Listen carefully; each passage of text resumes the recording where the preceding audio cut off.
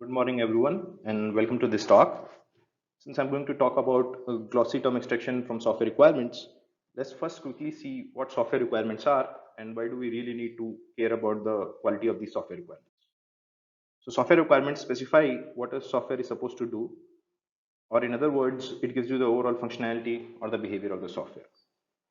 It also serves as a legal agreement between the client and software development organization, which basically means that if anything goes wrong during the software development lifecycle or post delivery, then these issues can be resolved using this legal agreement. It influences subsequent steps in software development, for example, design, testing, coding, and so on. And that's again because it is the very first phase of software development lifecycle. It provides a basis for resource allocation, planning, testing, cost estimation, and so on. And software requirements can be specified using a wide range of techniques. So for instance, we can use natural language text, structured text, user stories, use case diagrams, rapid prototyping, formal models, and so on. But in this talk, we are going to focus on software requirements which are specified using natural language text, because natural language text is one of the most intuitive and easiest way to communicate ideas. So why should we care about the quality of these software requirements? So if you look at this picture, the second row and the last column shows what the customer actually wanted the software team to develop. So this doll is what the customer wanted the software team to develop. But after the development life cycle is over, what he has managed to receive is a broken robot. So this guy, right, which needs to be fixed with a hammer. And this has happened because in the very first phase, so when the requirements were being communicated, we already had some issues. So you can see here the very first phase, it was looking like a very funny robot. And then with every phase of the software development lifecycle, the robot kept on getting more and more deformed. So the message is that if you have poor quality requirements, then you will also have a poor quality product, or in the worst case, you will have to suffer with project failure, right? So, so there can be several causes for the poor quality of these requirements, but the one on which we are going to focus on today is ambiguity due to missing glossary terms. So let's first see what ambiguity is. So ambiguity means that a single reader can interpret the requirement in more than one way, or that multiple readers can come to different interpretations of the same requirement based on their domain expertise. It is one of the major cause of poor quality requirements, and it may lead to time and cost overrun. And if you are really unlucky, it may also result in a project failure. Okay. So, so what is a requirements glossary? A glossary defines domain specific technical terms. It also defines everyday concepts that have a special meaning in the given context. It also provides you the definition of abbreviations and acronyms, and occasionally it also defines synonyms and homonyms. So some example glossary terms for the aerospace domain are artificial gravity, ephemeris time, extravehicular activity, and so on. So what are the challenges involved in extraction of glossary terms from requirements document? So first of all, this is a very time consuming and expensive process if you do it manually, because for large size software requirements, the number of requirements could be 5,000, 10,000 or so on, right? So the size is really huge, and therefore manual extraction is both time consuming and expensive. In addition to that, it is also prone to error because manual extraction involves subjectivity and human bias, and therefore there's always a chance that some errors are being incorporated in the requirements glossary. So what should be our goal? So our goal should be to automate this process of extraction of glossary terms, and hope that with automating the extraction of glossary terms, we get very good set of final glossary terms. So in this talk, I'm going to focus on an approach that we have recently proposed, and it is based on the idea of semantic filtering. Before I dive into the details of this approach, let me give you the key idea or the key principle. So if you have been given a requirements document from some application domain D, right? So if this is the requirements dataset that has been given to you, and you need to extract the glossary terms for this requirements document, then the first step is to create a domain specific reference corpus for this domain, right? So you need to create a domain specific reference corpus for that particular domain, and this can be done by mining textual data from user reviews, from customer surveys, from existing documentation that is available and which is also related to the same domain, from existing SRS documents, from Wikipedia, from handbooks, some other technical literature, and so on, right? So basically, the idea is that you have to come up with a domain-specific reference corpus, and once you have that domain-specific reference corpus available to you, then what we are going to do is we are going to check for every candidate glossary term in the requirements document whether it has been used in the same context in which it has been used in the reference corpus. So we check whether uh, the contextual meaning of every term or every candidate glossary term is same or not. If the contextual meaning of the glossary term is same in both the domains, or I should not call it a domain, but in both the corpuses, then we are going to label it uh, as a glossary term. Otherwise, we will simply discard this term. So this is the key idea. So this semantic filtering term basically checks whether the term has been used in the same context in both the documents or not, and based on that, it gives you the final list of glossary terms, right? So let's see the details.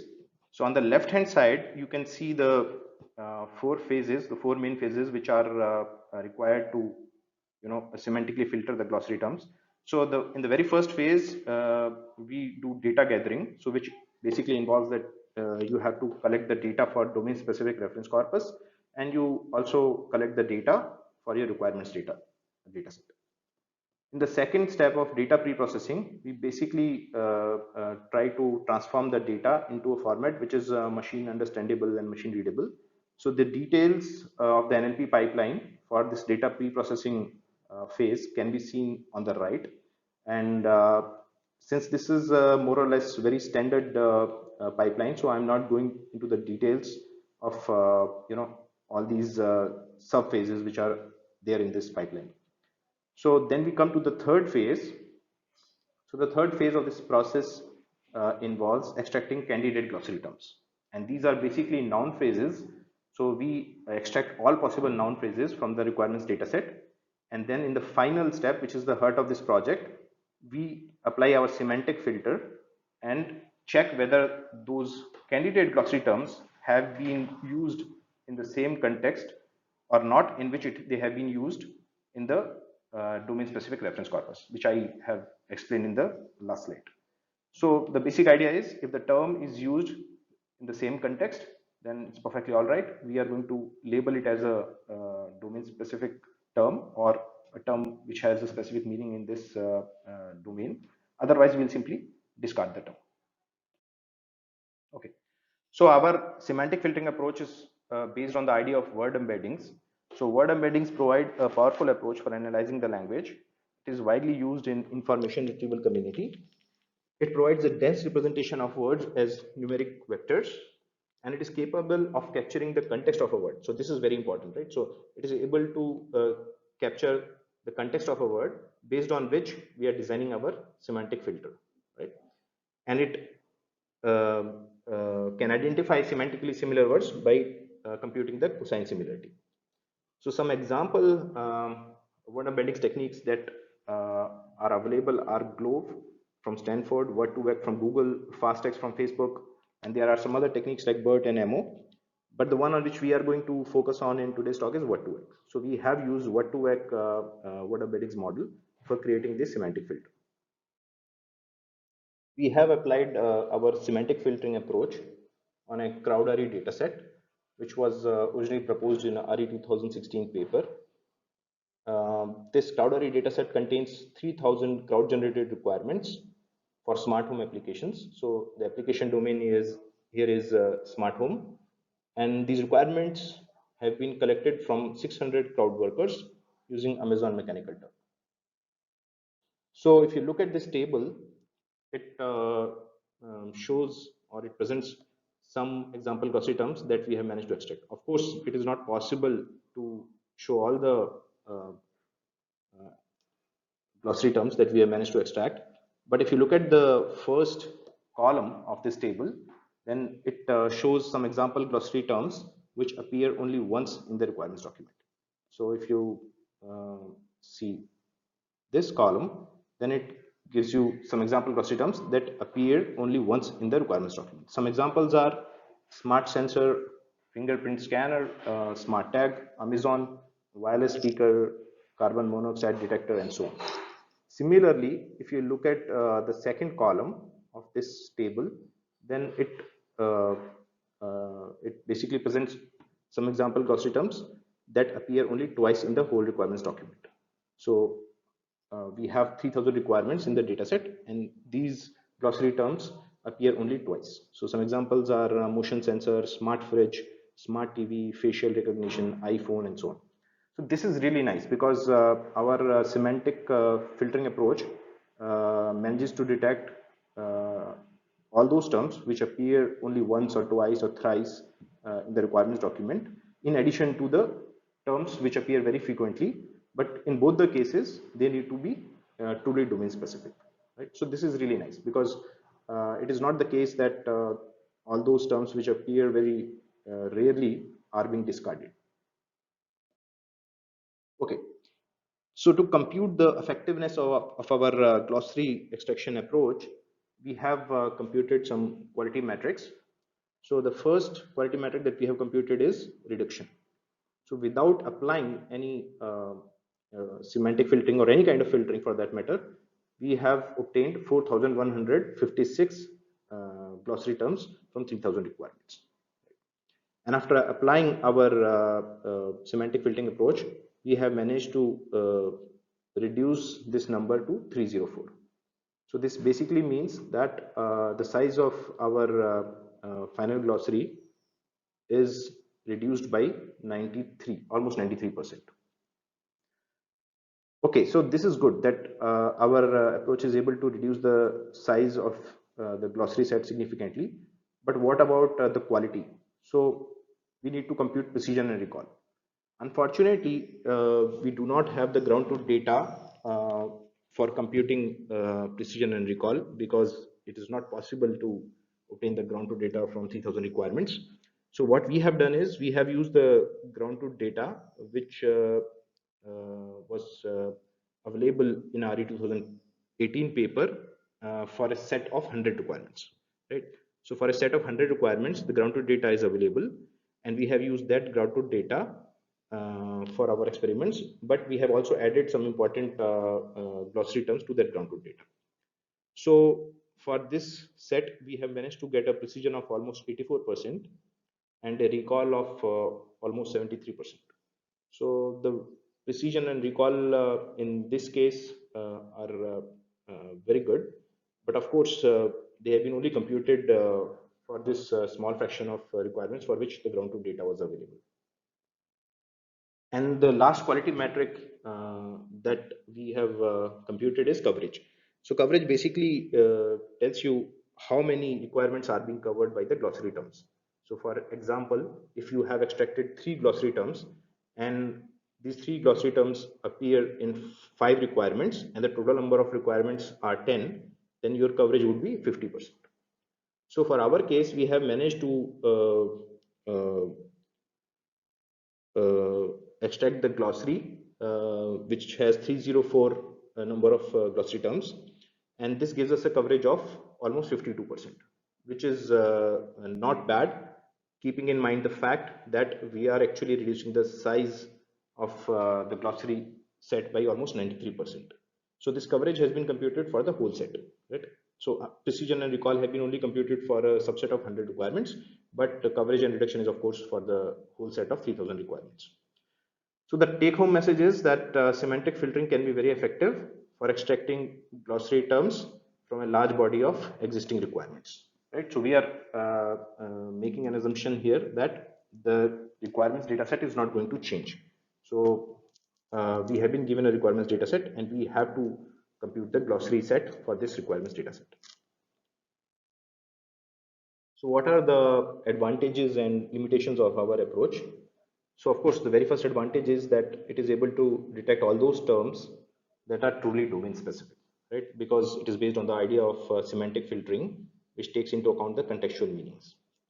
Secondly, it also manages to reduce the size of the glossary set big time, And this reduction can be made more aggressive by playing with the threshold. So if you increase the threshold, you will be able to obtain a smaller glossary set. And this approach is very flexible in the sense that it can be combined with other approaches that have been proposed in the past. For example, in RE 2018, statistical filtering approach has been proposed. So our approach can be combined with that approach. And similarly, lexical approaches have been, several lexical approaches have been defined in the past, and our technique can also be combined with that. And one more advantage of our approach is that it is able to detect synonyms and homonyms, right? So synonyms, it is easy. Word2Vec can do that very well. For homonyms, you need more advanced word embedding techniques. But the idea is that word embedding based filters can detect synonyms and homonyms. So for homonyms, you will have to work with BERT, right? Word2Vec would not do a good job, but you can use some other word embeddings model, for example, BERT. So what are the limitations of our approach? Of course, the main limitation is that we do not have any guidelines for creating or building this domain-specific reference corpus. So, of course, this domain-specific reference corpus can be built by mining data from technical literature, customer surveys, customer reviews, expert advice, product brochures, existing SRS documents, and so on.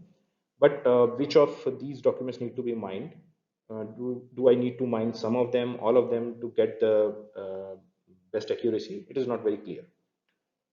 Another disadvantage is that how do we deal with new application domains? So for those domains, we do not have any existing documentation or technical literature.